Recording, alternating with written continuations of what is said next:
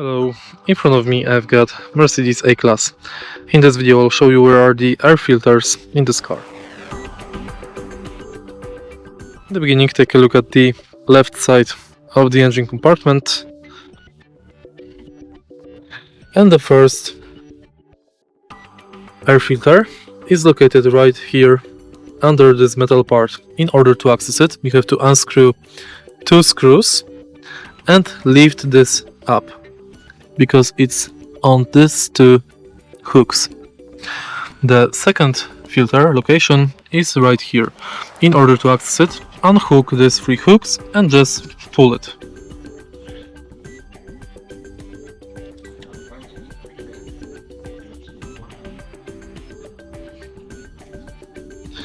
And that's basically it.